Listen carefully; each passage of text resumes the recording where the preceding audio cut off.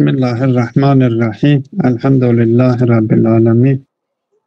Ve salatu ve selamu ala seyyidina ve nebiyyina Ebil Qasimil Mustafa Muhammed ve alihi teyyibine tahirin ve ashabihil muntecebin.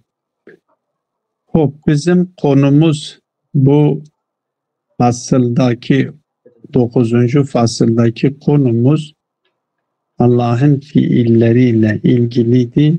Daha önceki derslerde de işaret ettiğimiz gibi bir Zat-ı Bari Teala zat merhalesinde değerlendirilir ve zat ile sıfatlar arasındaki ilişki, zat ile sıfat ilişkisinin nasıl olduğunu, çünkü aslında mesele biz baştan da söylemiştik, felsefedeki temel hedef kemala ulaşmaktır. Bunu hatırlatmak babından söylüyorum. Felsefedeki temel hedef ki bilgiler, hakikatları olduğu şekliyle, var olduğu şekliyle bilip ve onlar hakkında yapılacak hakiki bilgi ile nefsimizi kemala erdirmektir. Molla Sadra zaten felsefeyi de bu şekilde tabir ediyor, tarif ediyor. Yani hedef kemala ulaşmaktır.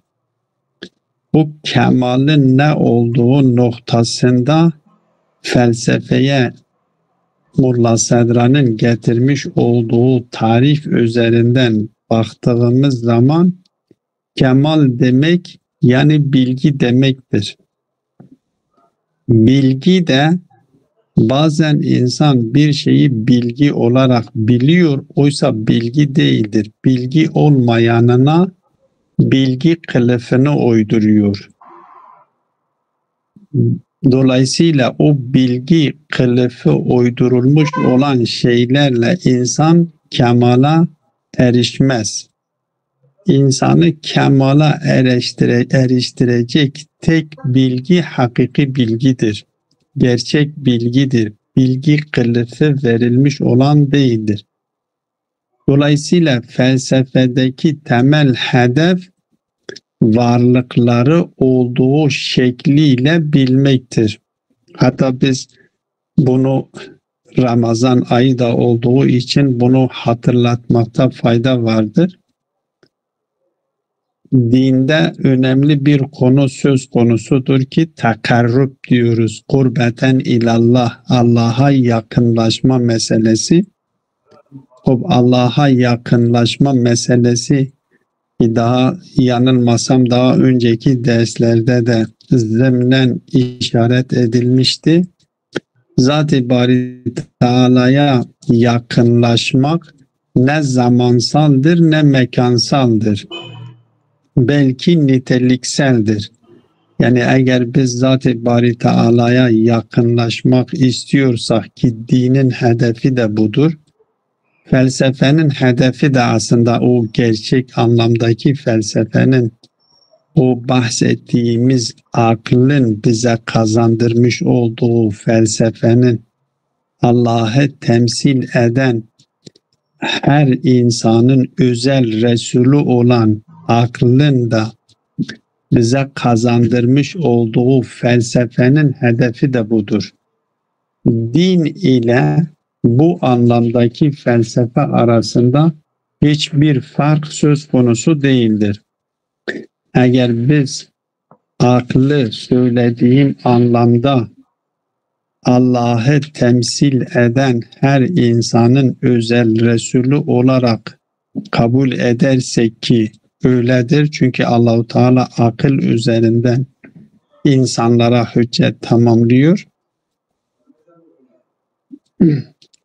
Allah'ı temsil eden her insanın özel Resulü olan aklın bize kazandıracağı bilgi ile vahyin bize kazandıracağı bilgi arasında tezadın olması imkansızdır.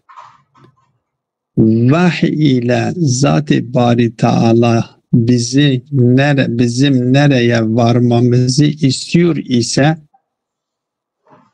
bizde yerleştirmiş olan akıl yetisi üzerinden de bizim oraya varmamızı istemektedir. Dolayısıyla bu ikisinin birbiriyle tezat içerisine girmesi imkansızdır. Bu bağlamda biz bu perspektifle, bu pencereden meseleye baktığımız zaman din ile felsefenin İnsan için ortaya koymuş olduğu nihai hedef birdir. O da nedir? Zat-ı Bari Teala'ya yakınlaşmaktır. Zat-ı Bari Teala'ya yakınlaşmak yani hakikate yaklaşmak demektir. Yakınlaşmak demektir. Çünkü Zat-ı Bari Teala'nın kendisi hakkın kendisidir. O Zat-ı Bari Teala'ya yakınlaşmak nasıl gerçekleşir? Zamansal değildir kesin, mekansal da değildir kesin. Öyleyse nitelikseldir. Niteliksel olduğuna göre o zaman biz Zat-ı Bari Teala'nın sahip olmuş olduğu nitelikleri kendimizde geliştirmekle oluyor. Bakın şeye dönmüş oldu, felsefenin hedefine dönmüş oldu. Zat-ı Bari Teala'nın sahip olmuş olduğu nitelikleri kendimizde geliştirmekle oluyor. O Zat-ı Bari Teala'nın en temel niteliği nedir? Bilgidir, ilim, kudrettir, hayattır, saadet. Aslında zaten bunlar hepsi ilimle açıklanılıyor. Kudret de ilim, ilmin olduğu yerde kudret söz konusudur. İlmin olmadığı yerde kudret söz konusu değildir. O zati sıfatları tarif ederken zaten aklımızdadır. Hepsi ilim üzerinden bir şekilde açıklanmaya çalışılıyordu. Yani ilim onların olmazsa olmaz rüknüdür. O ilmi kendimizde geliştirerek, öyleyse felsefenin hedefi ne olmuş oldu?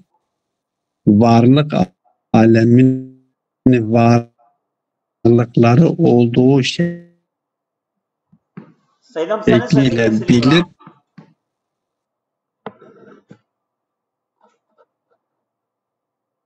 bizi yakınlaştırmaktır. Hedef budur. Seydam senin sesin bazen kesiliyor.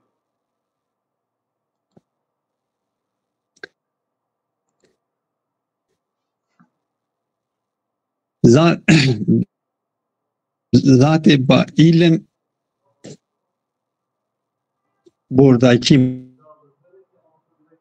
mesele Alo Seydam senin sesin kesiliyor. Alo. Zat-ı Bari Teala'nın Alo. öyle mi? Evet senin sesin kesiliyor ha. Misaleler. Evet. Şimdi sesim geliyor mu? Evet İnşallah düzelmiş. Alo. Evet geliyor. Sesim geliyor mu? Evet. Şakir Hocam. Evet. Sesim gelmiyor mu? Geliyor ama geç geliyor. İnternet çok fazladır ha. Şimdi sesim yok mu? Evet var. Alo. Şimdi geliyor mu? Ha. Evet. Evet öyleyse ses yankı mı yapıyor Şakir Hocam? Yok hocam yankı yapmıyor. Yankısı yok. Alo. Bağ düştü o.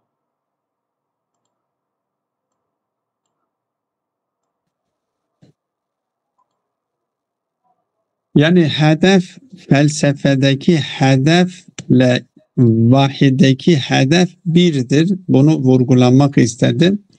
Yani biz her halükarda varlıkları olduğu şekliyle bilip o gerçek bilgiye sahip olarak nefsimizi, hakikatimizi, ruhumuzu kemala erdirmektir. Felsefenin hedefi de budur. Nedir ismi? Dinin hedefi de budur. ve tekarrub kurbe ilallah dediğimiz zaman da Zat-ı Bari Teala'nın sıfatlarını kendimizde geliştirerek o tekarrub gerçekleşiyor. Dolayısıyla biz olaya bu pencereden baktığımız zaman aslında hem felsefenin hedefi tekarrub-i ilallah'tır, hem dinin, vahyin hedefi insanları Allah'a yakınlaştırmaktır. Allah'a yakınlaştırmak da bilgiyle gerçekleşiyor. Gerçek bilgi, tabii gerçek bilginin olduğu yerde o bilgi bağlamında eylem de zaten gerçekleşiyor doğal olarak.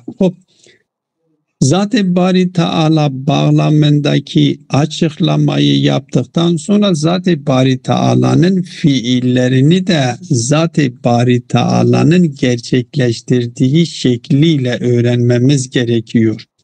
Yani Zat-ı Bari Teala'yı doğru tanımak nasıl ki zorunlu ise, gerekli ise, Zat-ı Bari Teala'nın zatını zaten daha önceki derslerde işaret etmiştik. Kunhu idrak edilebilecek bir varlık değildir. Ama Zat-ı Bari Teala'nın sıfatları üzerinden, zati sıfatları üzerinden Zat-ı Bari Teala'yı idrak etmeye çalışıyoruz ve orada nasıl ki doğru bir şekilde Zat-ı Bari Teala'nın zatıyla sıfatları arasındaki ilişkiyi ve Zat-ı Bari Teala'nın sıfatlarını tanımak gerekiyorsa fiil öyledir. Efendim? Seyda birkaç saniye ses kesildi ya. Bu son cümleleri tekrar etsen. Tamam. Niye ses? Niye? Ben burada şimdi ses bilmiyorum kesildi mi? Yani birkaç saniye ses kesildi. Kökten kesildi Seydam. Tamam. Dedim Zat-ı Bari Teala bağlamındaki Zat-ı Bari Teala'yı Zat-ı Bari Teala'nın zatıyla sıfatları arasındaki ilişkiyi nasıl doğru bilgi edinmek gerekli ise, farz ise Zat-ı Bari Teala'nın fiilleri hakkında da doğru bilgi edinmek ve doğru bilgiye sahip olmak, doğru bilgiyi elde etmek farzdır.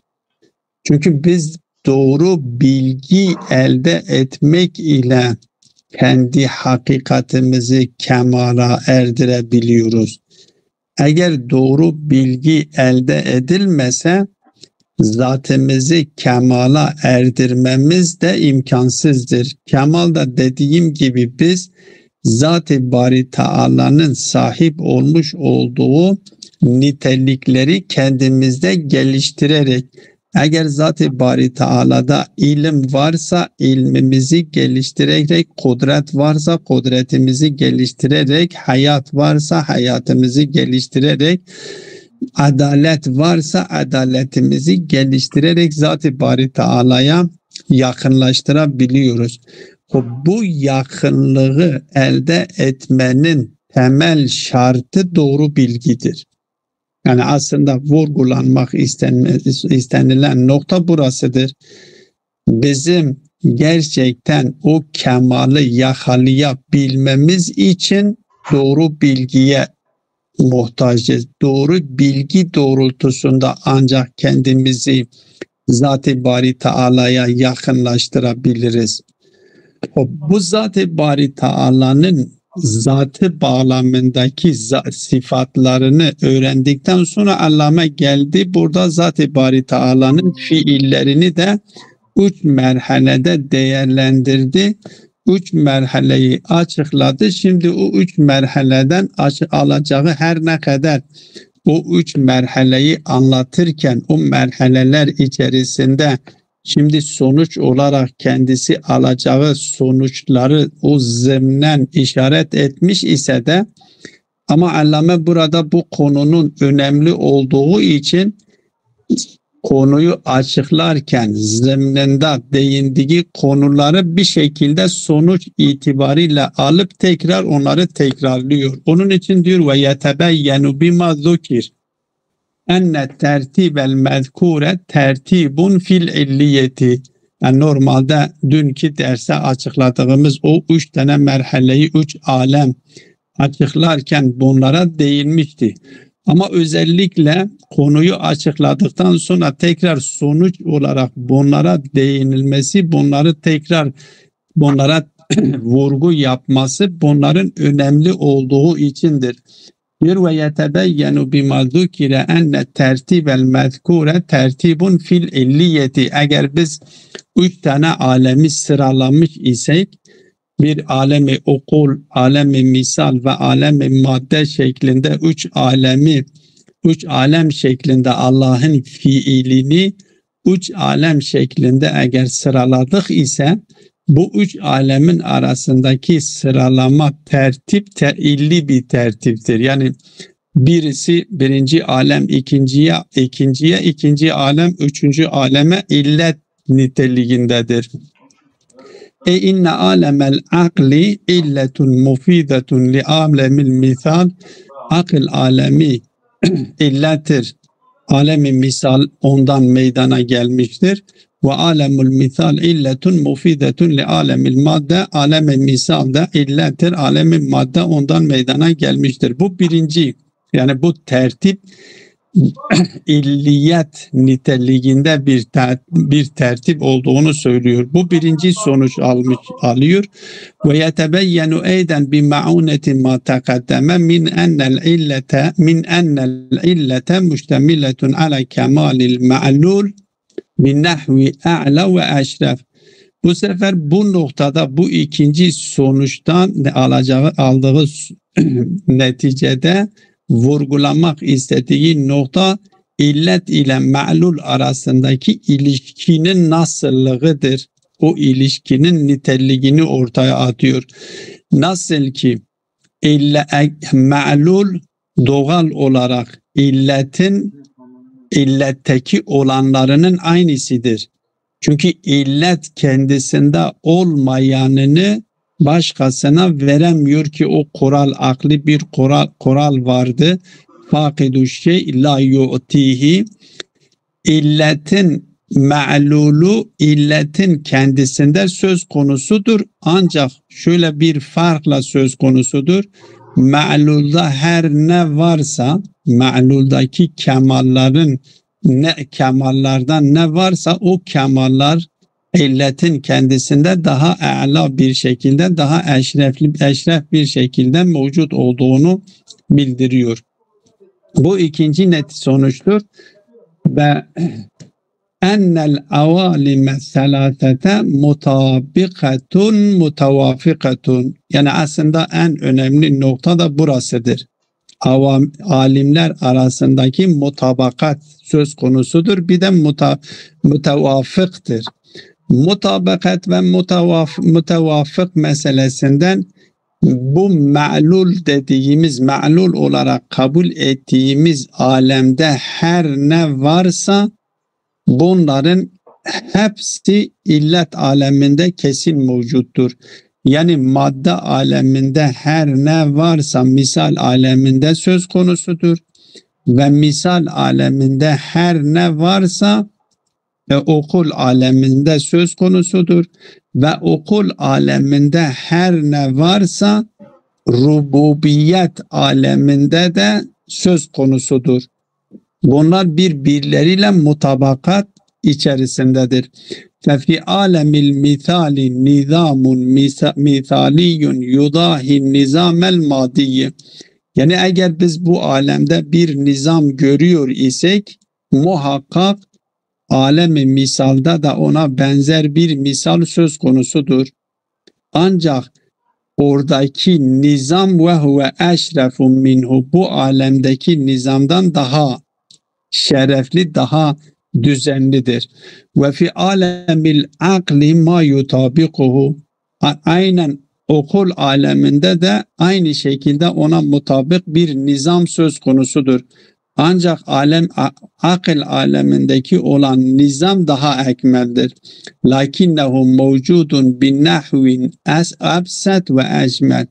Ama oradaki nizam daha basittir, daha ecmeldir, daha güzeldir, daha mükemmeldir. Çünkü her alemdeki nizam, her alemdeki varlıkların yapısı o alemin şartlarına uygundur. Misal madde alemindeki varlıklar madde alemindeki şartlarla uygundur, şartlara uygundur. Dolayısıyla o şartlar bağlamında, şartlarla uyum içerisinde şekillenmiştir. Misal aleminde de kendi misal alemine uygundur. Okul aleminde de okul alemine uygundur. Okul alemi daha basit olduğu için, daha mücerret olduğundan dolayı oradaki varlıklar misal alemindeki varlıklardan daha kamildir. Ve yutabikuhu en-nizamur rububiyyul mevcudu fi ilmil vacibi Teala. Bu akıl alemindeki nizamda rububi dediğimiz ki ilm Zat-ı Bari Teala'nın ilminde mevcuttur. Bu okul alemindeki nizam, düzen de Zat-ı Bari Teala'nın rububiyet alemi ki onun ilim alemindedir. Orada daha kamil bir şekildedir. Yani netice itibariyle bu Zat-ı Bari Teala'nın fiili olarak nitelendirdiğimiz 3 merhale, bunlar illiyet ve me'luliyet şeklinde bir tertip içerisindedir. Ki okul alemi, misal alemi, madde alemi, ama buradaki en önemli nokta, vurgulamak istediği nokta, en alt mertebede ne varsa bir önceki mertebede de daha kamil bir şekliyle, bir önceki mertebeden daha önceki mertebede daha kamil bir şekilde söz konusu olduğunu söylüyor. Sonuç itibariyle nizam-ı rububiyeye gidiyor. Zat-ı Bari Teala'nın zati bilgisine giriyor. Öyleyse bu varlık aleminde, alemlerinde var olan her ne varsa Zat-ı Bari Teala'nın ilminde daha ekmel, daha ecmel, daha düzenli bir şekilde söz konusu olduğunu söylüyor. Ki ayetler de zaten buna işaret ediyor. Ben daha önce işaret etmiştim, demiştim Hadid suresi 22. ayette buna işaret ediyor. Ve Ahzab suresi de Ahzab suresi kaçıncı ayettir şimdi aklımda değil. İn min şeyin illa indena hazainuhu, bu ayetler de ona işaret ediyor ki bu alemlerde var olan, bu alemlerde her ne varsa Zat-ı Bari Teala'nın ilim aleminde de mevcut olduğunu ve daha kamil olduğunu da ispatlıyor. Ve sallallahu ala Muhammedin ve alihi teyyibine tahirin. Şimdi soruları alabiliyoruz. Bugünkü dersimizi bu şekilde tamamlamış olduk. Seydam, soruları sorayım yoksa kapatayım sonra? Söz ister kapatın sonra. Olurlar. Ders burada bitsin. Kapatayım, arayayım. Ben bir şey Arkadaş sorayım. biliyorlar. Ben bir şey Arkadaşlar sorayım, ben nasıl sonra belki şeydir. Arkadaşlar da dinleyebilirler. Tamam, kendileri bilirler Seydam. Evet. Şey diyorlarsa. Arkadaşların acelesi varsa gidebilirler. Evet. Meleşagir kaydedeceksin. Ortada da bırakıp gidebilirler. Aynen. Şey değildir önemli. Seydam, şimdi sen dedin biz bilgiyle Allah'a kurb yapabiliyoruz. Bu Aynen. felsefenin tezidir. Ama mesela irfanda veyahut mesela bazı mesela onlar diyorlar işte ibadetle, zühdle o da Allah'a kurb olmuyor mu? Yok, bakın şimdi şöyle dikkat edin. Burada yanlış şey yapılmasın, anlaşılmasın. Şakir kaydediyor. Şimdi kaydediyorum Şakir. Evet. Bakın dikkat Kaydı edin. kapattığınız zaman bana söyle, ben kaydediyorum ayrı kendime. Tamam. Evet. Bakın dikkat edin, bu nokta önemlidir. Yani sorduğunuz soru önemli. Bakın ibadet bizi yakınlaştırmıyor. İbadet bizi temize çıkarıp bizde net ilmin şekillenmesine ortam hazırlıyor. Bu nokta önemlidir. İbadet insanı zati itibariyle ibadet ibadetteki o teveccüh. Seyda illet oldu yine. Yok Orada yine illet oldu. müsaade edin ben tamamlayayım. Eğer Tamam. hatırlarsanız ben geçenlerde bir konu işaret etmiştim. Konu işaret ettiğim nokta şuydu. Demiştim ki her amelin iki yönü vardır. Bir niteliksel yönü, bir de niceliksel yönü vardır. Niteliksel ve niceliksel yönü. Mesela farz edelim. Biz ibadeti dikkate alalım. Bakın ibadette doğru anlamamız gerekir. İbadet denilen şey itaattir. Ve Allah rızasını kazanmak için yapılan her şey ibadettir. Allah rızasını kazanmak için yapılan her şey ibadettir. Bu cümle içerisinde dikkat edin. Bu cümle içerisinde şöyle bir işgal yapılmamalı. Birisi diyebilir ki ben gideceğim, içki içeceğim Allah rızasını kazanmak için. Bu da o zaman ibadet olmuş oluyor. Ama dikkat edilirse Allah rızası denildiği zaman Allah'ın haram kıldığı her şey devre dışı edilmiş oluyor. Eğer Allah'ın haram etmiş olduğu bir şey varsa ve ben o şeyi Allah'ın rızasını kazanmak için yapıyoruz diyorsa bu yanlıştır. Böyle bir şey değildir. Böyle bir şey söz konusu olamaz. Dolayısıyla Allah'ın rızasını kazanmak için yapılan hiçbir amel yoktur ki ibadet olmamış olsun. Biz ibadeti de yanlış yapmayalım. Bir insan namaz kılıyor ama namazında Allah'a teveccüh etmiyor. Allah'ın rızasını kazanmak için namaz kılmıyor. Toplumun rızasını kazanmak için namaz kılıyor. Bu riyadır, şirktir. Bu insanı Allah'a yakınlaştırabilir mi? Mümkün değildir. Öyleyse ibadette en temel unsur o teveccühdür. Ameli nitelikleştiren de o teveccühdür. Eğer siz dikkat ettiyseniz ben o zaman söylemiştim namazdan. Mesela namaz kılıyoruz. Namazın niteliği nedir? Hedefle irtibatlıdır.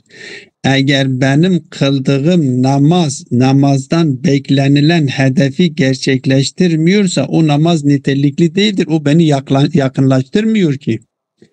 Bana hangi namaz beni Allah'a yakınlaştırıyor? Namazdan beklenilen hedefi bana gerçekleştirecek namaz. Namazdan beklenilen hedef nedir? Diyor ki akimus salate ve la tekunu minel müşrikin. Namazınızı kılın, müşriklerden olmayın. Yani namaz insanı şirkten kurtarması gerekiyor. Şirk nedir? Müşrikler kimlerdir? Minellezine ferraku dinehum. Dinlerini parçalamış olan. Öyleyse eğer bir namaz bizi tefrikaya sokuyorsa, itaat edilenlerin sayısını çoğaltıyorsa, o zaman o namaz kendi hedefini gerçekleştirmiş olmuyor ki. Dolayısıyla ibadet, hocamızın işaret etmiş olduğu ibadet aslında genel bir kavramdır. Allah'ın rızası gözetilmiş olan her amel ibadettir. Öyleyse burada o ibadet aslında ibadet ile Allah'a teveccühümüzü netleştirerek hakiki bilginin bize ilham edilmesini yapıyoruz, gözetliyoruz. O hakiki bilginin bizde tezahür edilmesiyle biz kemala ulaşmış oluyoruz. Eğer bizim ibadetlerimiz bizde bilgimizi de fazlalaştırıyorsa o zaman gerçek ibadettir. Ama eğer ibadetlerimiz bizde bilgiyi fazlalaştırmıyorsa o koru bir takaddüslüktür. Ve bu da dine zarar vermiş oluyor. Onun için Hazreti Ali Aleyhisselam'dan nakledilmiş bir rivayet, meşhur bir rivayet vardır. Diyor ki ilmiyle amel iki taife benim belimi kırmış. İki taife. Bir, ilmiyle amel etmeyen, iki, ibadet nedir? Kuruntuya dayalı olan cahillerin ibadeti. Bakın, cahillerin ibadeti, çünkü cahillerin ibadeti insanların kandırılmasına sebep oluyor. Alimler de kendi ilimleriyle amel etmiyor diyor, bu iki taife benim belimi kırmıştır. Öyleyse ibadet denildiği zaman o ibadetin zahirini, şeklini görmek değil. O ibadetin nitelik yapısı, o ibadetten beklenilen hedefi dikkate almamız gerekir. Ve o ibadet insanda bilgiyi de fazlalaştırır kesinlikle. Dolayısıyla bizim kendimizi Allah'a yakınlaştırmamız nitelikseldir, niceliksel değildir, mekansal değildir. Mekansal olarak biz Allah'a kendimizi, zaten Allah bizden yakındır. Diyor ki sizin şah damarınızdan sizden daha yakınım. Zamansal olarak da Zat-ı Bari Teala için zaman diye bir şey söz konusu değildir. Öyleyse Allah'a yakınlaşmanın temel özelliği nedir? Temel özelliği nitelikseldir. Niteliksel nedir? Yani Allah'ın sahip olmuş olduğu nitelikleri kendimizde meydana getirmeye gayret etmektir. Eğer benim kıldığım namaz, tuttuğum oruç beni bu yöne yönlendiriyorsa gerçek oruç, gerçek namazdır ve gerçek ibadettir. Ama eğer beni buna yönlendirmiyorsa kendimizi kandırmayalım. Anlaşıldı mı hocam? Buradayız hocam. Evet. Şimdi Cevat Hoca'nın surasıdır. Ben dinliyorum. evet, Cevat Kapatıyorsun Hoca. Seydam. Sen kapatacaksın. Kapatıyorsun Seydam. Yok, kapatmayayım. Ben kapatayım mı diyorsun? Sen bilirsin. Sen kapatacaksan ben kendi başka telefonumu açıyorum. Seydam'ın sesini Ben kaydediyorum. camiye gideceğim. Benim oğlum buradadır. O son derse kadar burada devam edecek. Biterse o kapatacak. Dinliyoruz, kapatmasın. Tamam. Tamam, ben kapatıyorum, sen kaydet hadi. Tamam. Hı. Tamam. Kapatma, biz dinliyoruz. Yo, ben kaydı kapatıyorum. Biraz bekle. Kaydı kapatıyorsun. Tamam Seydam. O zaman ben kaydı açayım. Dinliyoruz, sen dinliyoruz. Seydam. Efendim, Alo. dinliyorum hocam. Seydam, hani bu 3 tane alem vardı ya, aleme ukul, aleme misal.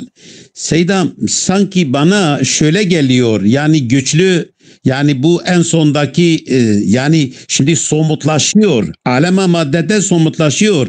Sanki o daha zayıftır. Seydam'ın anlattığı yukarıya doğru çıkınca güçleniyor. Yani şimdi o hayaldir, aleme misal bir nevi gölge gibidir. Nasıl aleme ondan daha güçlüdür? Hangisi? Bir soru budur. Hemen böyle Anlamadım. kısa Seydam. Anlamadım. Sorunuzu anlamadım. Aleme ukul, aleme misal, aleme madde Seyda dedi ya. Evet.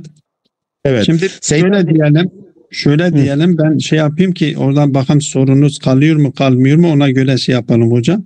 Şimdi bakın, dikkat edin, bu 3 tane alem arasındaki ilişkinin nasıl olduğunu bize anlatıyor. ben onu Bu sormuyorum üç tane- Seyda. Siz Yok, ben güçlülükten biliyorum. bahsettiniz. Biliyorum. Ben biliyorum. Şimdi oraya getireceğim. Hı. Şimdi bu ilişki nasıldır? Diyor ki illet ma'lul niteliğindedir bu ilişki. Tamam.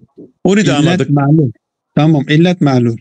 Şimdi hangi alem hangi aleme illettir? Ukul alemi misal alemine illettir. Evet. Değil mi? Misal Evet. alemi de madde alemine illettir. Evet. Ha. İllet Ellet oluşuyla. O zaman ellet oluşuyla. Yani ellet Ha. oluşuyla. illet her zaman ma'lulundan daha güçlüdür. Tamam Seydam, anladım. Tamam. Anladım. Ben o da aklıma geliyor diye ben dedim acaba olur mu başka bir şey mi? Aynen öyledir. Seydam bir cümle bir yerde şöyle kullandı. Seydam şimdi alema misal yani hayal alemidir değil mi? Aynı zamanda bir hayaldir yani öyle bir gerçek. Alem-i misal hakiki bir alemdir. Sadece insandaki hayal alemiyle açıklanılmaya çalışılıyor. Şimdi bizim hayal alemimiz ayrı bir şey hayal alem. O da aynı hayal alemi sanki aynısıdır. Yok aynı şey bizim o bizden müstakil bağımsızdır. O bize bağlı değildir. Bizim hayal alemimiz bize bağımlıdır. Bize aittir. Ama misal alemi bakın şöyle diyelim. Şimdi insanı biz